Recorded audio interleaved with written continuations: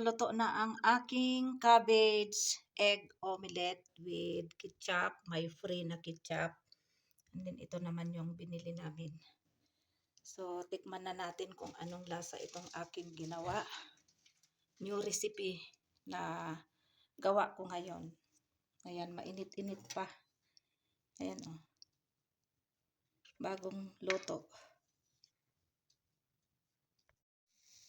Last na ito, bali 5 pieces lang ang aking nagawa dito sa boiled mashed potatoes pancake. So turn off na natin ang flame. Ito maganda ang pagkaluto, hindi masyado sunog. Pero okay lang 'yon, makakakain naman yung first. Hindi naman masasayang.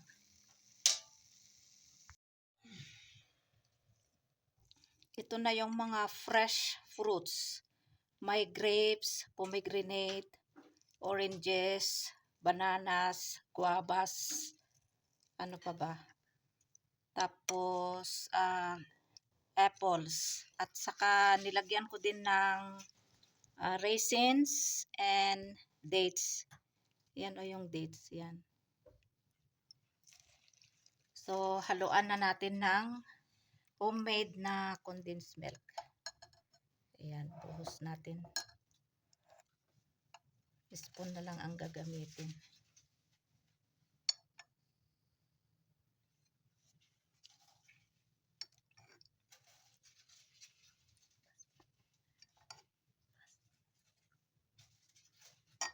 At saka evaporated milk.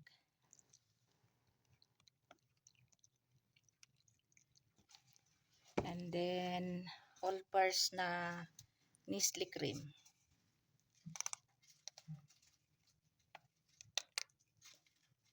Hindi ko na lang lagyan ng mayonnaise. Dapat ihiwalay ko yung mayonnaise kasi ayaw nila ng mayonnaise. Ayan, halo-haloan natin. Maliit itong itong serving na sweet.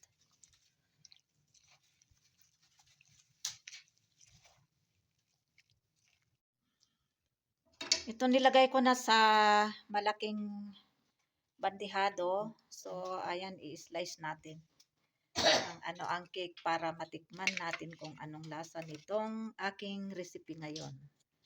Ayan.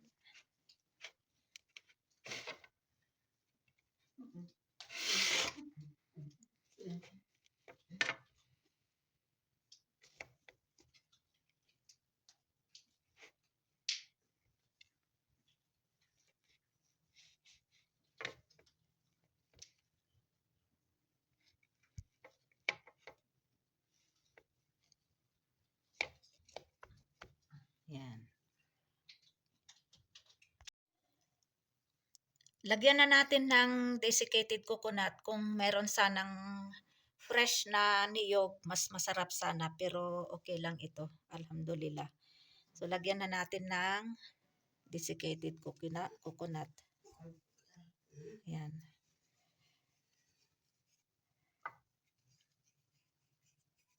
Tapos dito sa kabila. Tipid din ang desiccated coconut kasi mahal. May paggagamitan pa kasi ako ng desiccated coconut kaya konti lang ang aking ilalagay. Basta makatikim lang ng palitaw.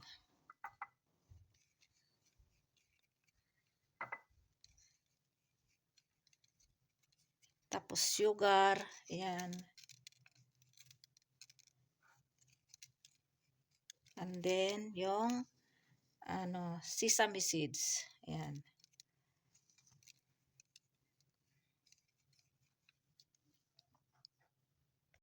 To this recipe, this is red kidney beans curry toppings with coriander leaves and white rice.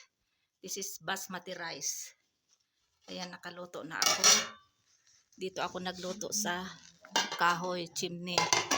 And then, magluluto ako ng, ayan, pakura. Ayan, ito.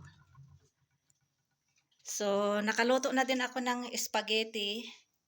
Ayan, may toppings na grated cheese at saka ito yung parsley o kaya coriander leaves. Nakagawa na din ako ng salad. Ayan. Ayan. Onions, tomatoes at saka parsley, coriander leaves. May bisita kasi si Fatma.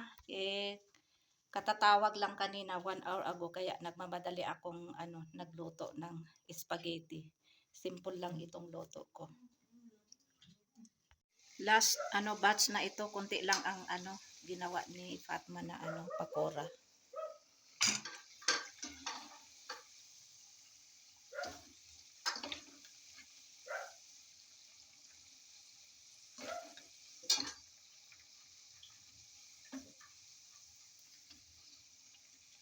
Potato, ito, alo o kaya patatas. Potato pakora. Tapos nilagyan ng yung basin ba, yung chickpeas powder.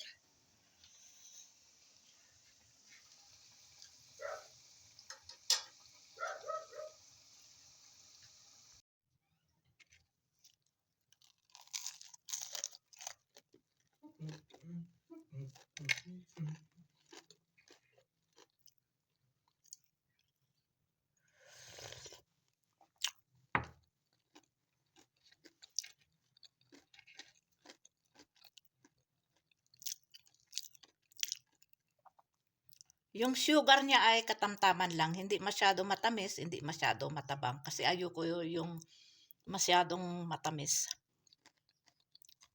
Crunchy siya sa labas. Pero luto naman sa loob, oh.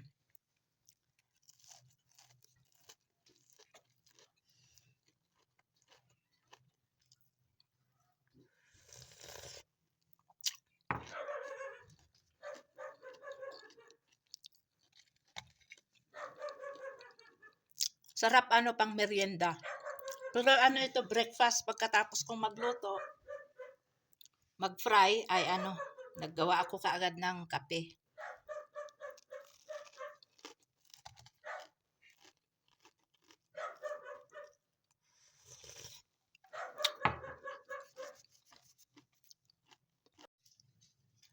Ayan, tikman natin. Kahit hindi maganda yung pagka luto pero masarap. Ayan, oh. Kain tayo. Masarap.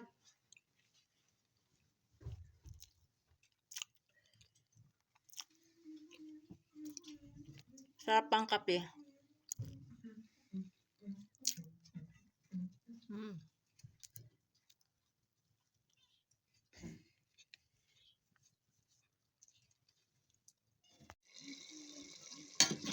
Paste na itong kamatis. Kaya ito ay ibubuhos ko dito.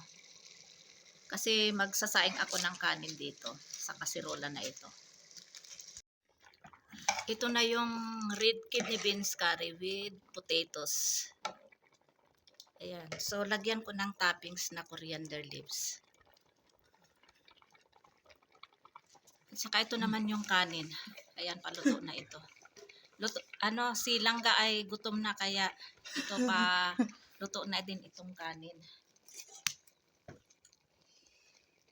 Kasi ito naman yung salad na na-squeeze na nilamas ko. May sibuyas, kamatis, labanos at saka parsley o kaya coriander leaves. Mamaya-maya parating na sila kasi galing siya doon sa jungle, pinastor niya yung mga kambing. Kasi 5 PM na. No, tamang-tama nakaluto na ako ng red kidney beans curry at saka itong kanin. Ito na yung aking na-grind o kaya na-blend na homemade chutney.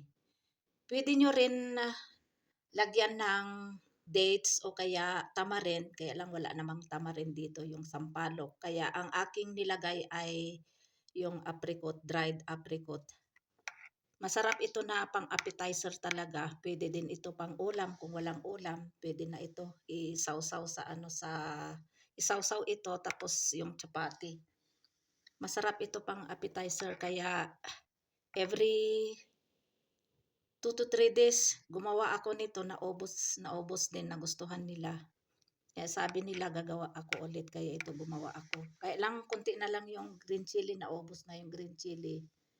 So pero tama na yung green chili para hindi masyado maanghang. Kasi ang chutney ay talaga spicy. Kung ayaw nyo din ng spicy ay mild spicy, at saka dapat talaga maasim-asim ang chutney. Alam ito ng mga Pakistani vibes, siguro gumagawa din sila nito. At saka yung mga OFW, alam nila itong chutney. So ayan, nakagawa na ako ng pang-appetizer. Potato, bread, tortillas, or roti, or chapatis. Ayan.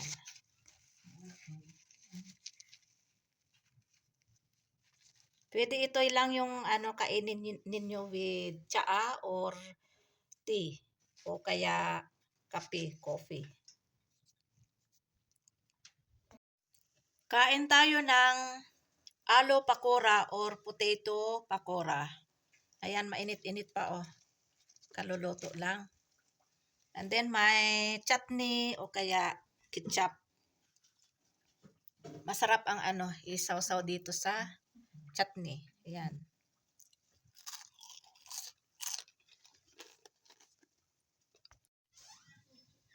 This is the finished product of desiccated coconut macarons. Ayan.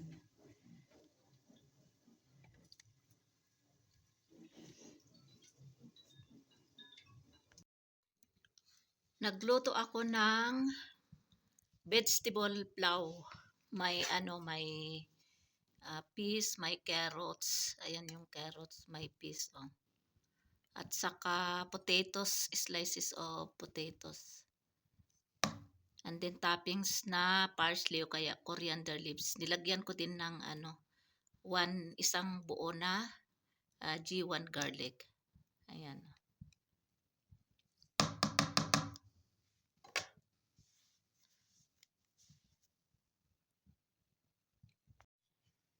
I already sliced it. Now we can taste what is taste of my homemade orange cake. Yan, dito natin itikman. Yan. Bismillah wala barakatillah.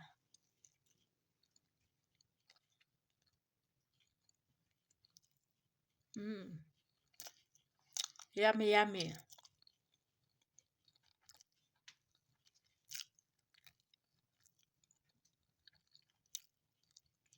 Tama lang yung niya, sugar.